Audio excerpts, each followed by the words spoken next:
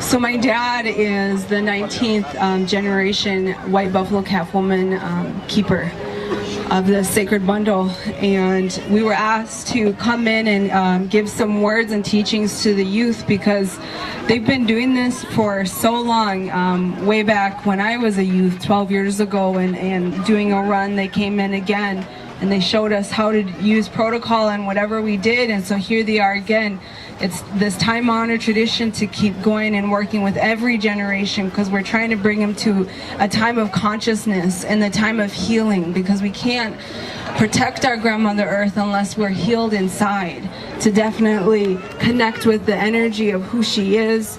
And so at this time I'd like to bring up my father.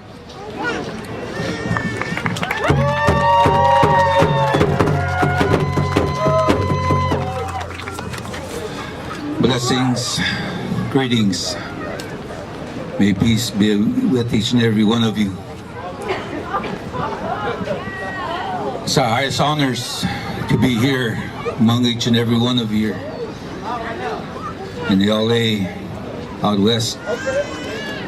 Already we met a lot of the keepers of the western door, our relatives.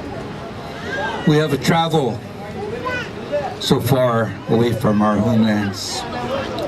A place called Chickasaw, the Black Hills of South Dakota, the heart of Mother Earth. Uchimaka, Mother Earth is sick and has a fever. That man has gone too far. That what has brought us here today. We come from a place where our people took a stand at Standing Rock, where over 300 flags is there right now in the front lines. We have many countries that are there. They brought their spiritual people from their territories, because we as a human beings, we must stand together at this time.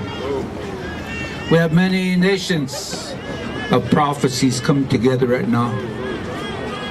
As we travel to United Nations in New York City, we met a lot of good leaders.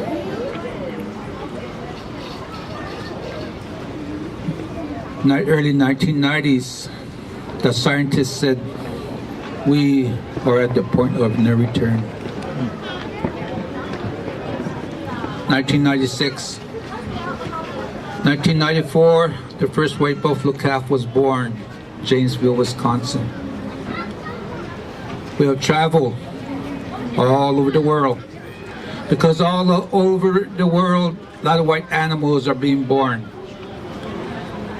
This is the only way Mother Earth, Uchimaka, would speak to our relatives. It's through the white animals, because we follow the white animals. And today, we know in our hearts and our minds, as we stand up in our territories, as we stand in our ceremonial places, we know that like 1996, when we went back to the heart of Mother Earth, a place called Devil's Tower, and I hope they can change that name today.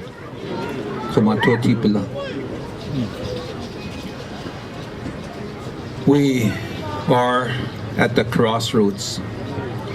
Either be faced with a lot of chaos, disasters, tears from our relatives' eyes, different types of viruses, sicknesses, or we can unite spiritually in this global community.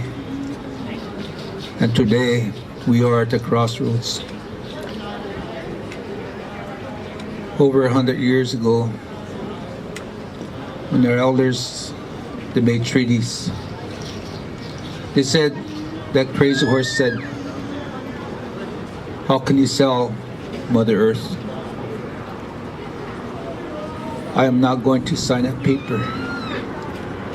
Is it spiritual or is it money? Crazy horse, one of his last dreams. Crazy horse to us was he was a fearless leader.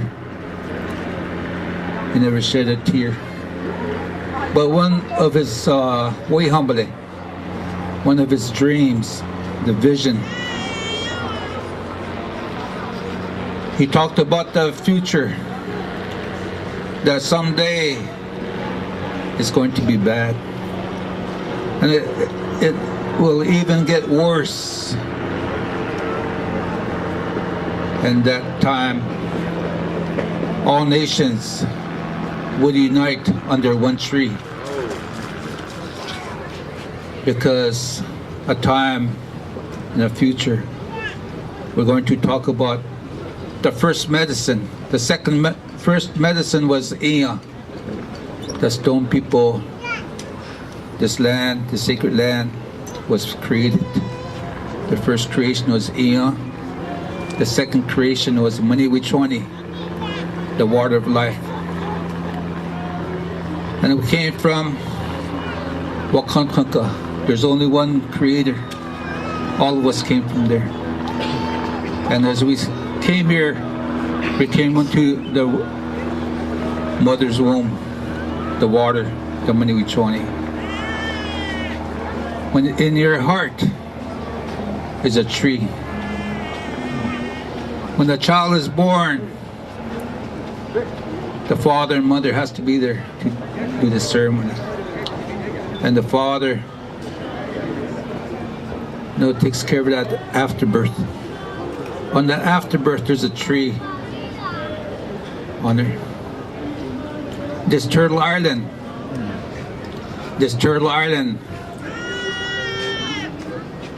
there's a tree on this Turtle Island, which all the rivers, all the creeks, and such as Missouri River, the Mitákuye is to us. So in our treaties, the elders said we want that Mitákuye, the water of life, because it's a part of our ceremonies that we have to pray with that first medicine, the water of life. We cannot live without that water. We must respect that. We must respect that sacred fire. In every place that we go, we know that as we come out here, we offer that tobacco, because that tobacco is like a dimension. That offering that tobacco to Mother Earth to give us life. That Mother Earth is a source of life, not a resource. Many blessings to each and every one of you, my relatives. In our way, we don't say goodbye. So I'd like to have the singer sing a song, and then we'll see. Okay, I'd like to have Paula have her say a few words before we do the closing. It's in our way that when a man speaks, a woman needs to balance it out and speak as well. And so I'd like to introduce my mother, Paula Horne, and her name is Black Hills Woman. And growing up, she was a singer. And she travels with my dad and speaks by his side. So I'd like to introduce her.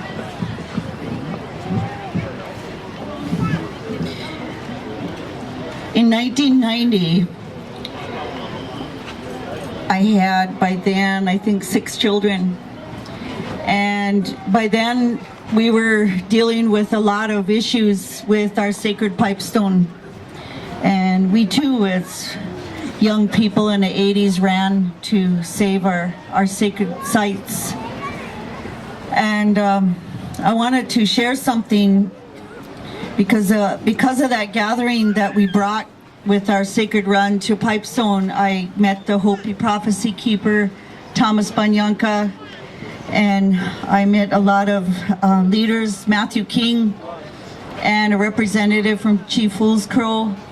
People from the Four Directions came from Mexico up to Canada. And so this came to me during that time, and it took a while to, I always wrote poetry, and I always encouraged my kids to write down their feelings.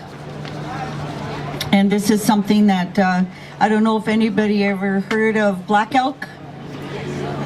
And so I wanted to honor him. So I wrote this, and I have a song to honor the earth.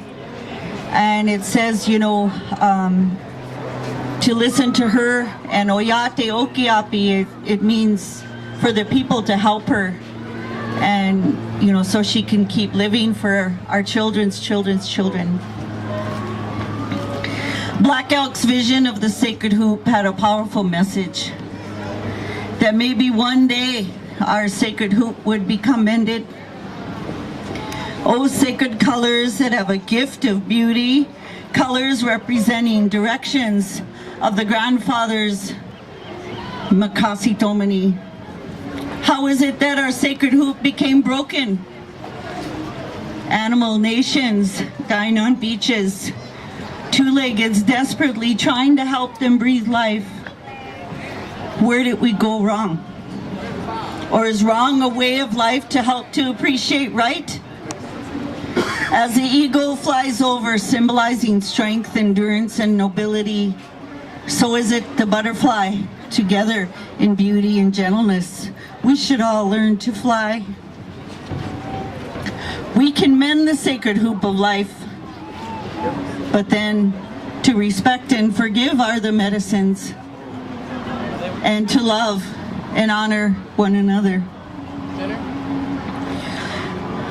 Hey, oh, oh, way, oh, way, oh, way, hey, oh.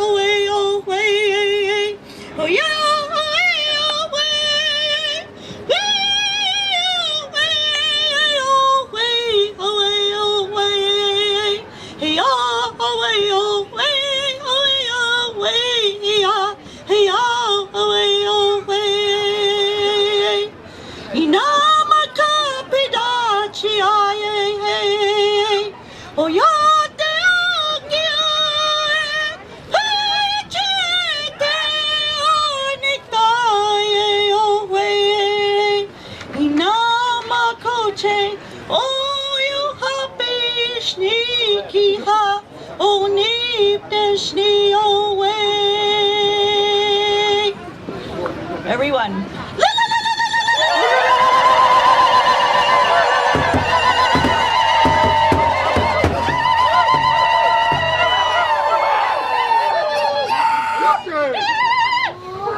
At this time, Arvol and I have been praying with a lot of people to the Four Directions these 21 years, going to different sacred sites and trying to preserve them because they are the chakra points like our bodies, and they've been exploited way too long. Like Arvol says, Mother Earth is a source of life, not a resource.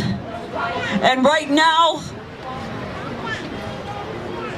we met some people that came to us for help, and we went to the UN and we made a statement with our elders about 4 years ago, and we found out what media was snuffing out, that when Fukushima happened, the rods were in a precarious way in a building, and they warned and they begged the United Nations to send their countries to help.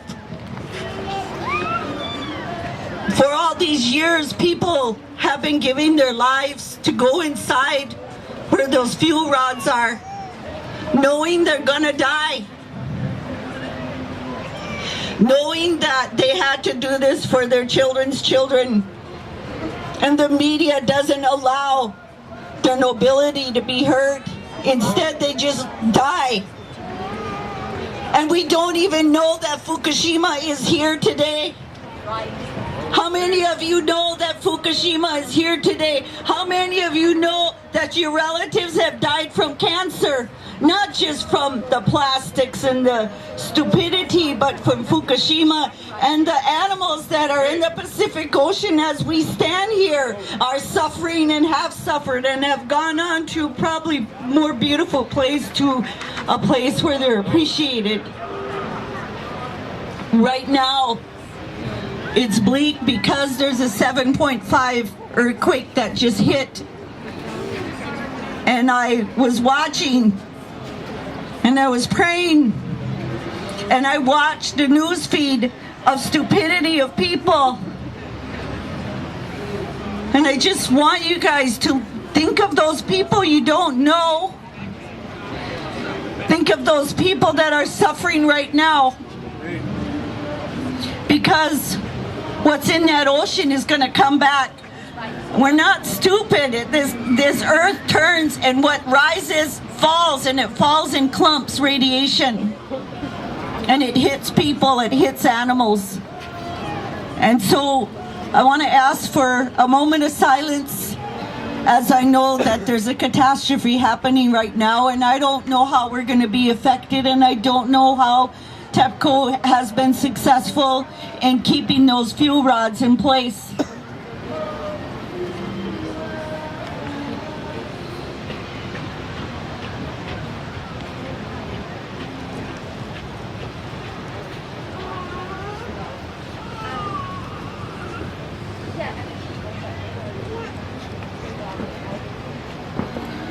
We have to teach our children that they have ability to heal one another.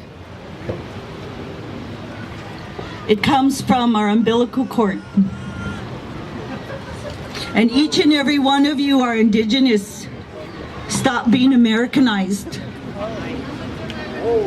You wouldn't be here if your ancestors didn't pray for you to be here. And I always say, the four colors only met the grandfathers. When the four colors happened, it created racism. Black power, white power, red power, yellow power. You're all the colors of the earth. That's how we divided. But you need to believe in yourself, and you need to find your own roots. You need to find your own ancestors, because you forgot them. You're not paying attention to them. And I hear people say they're ashamed of what the ancestors did to my people, but guess what? I'm ashamed of some of my recent ancestors from contracting the disease of the mind too. We have to heal our people. We don't have much time because our children need us, and our children are waiting. And I heard this young man say, the young will lead. And it's the prayers of our ancestors, ourselves, that will help them wake up to respect what is real. And I want to thank each and every one of you a lot too for being here and accepting these young people. Accept your own. And if you can, next year, come after the ashes from the 300 plus nations that offer tobacco to that sacred fire in Standing Rock, and create your own Standing Rock here and run them back here and light your sacred fire on June 21st. Because that's what the vision was, that everyone would wake up and create an energy shift and a miracle. Thank you. Mitákuye Oyás'iŋ.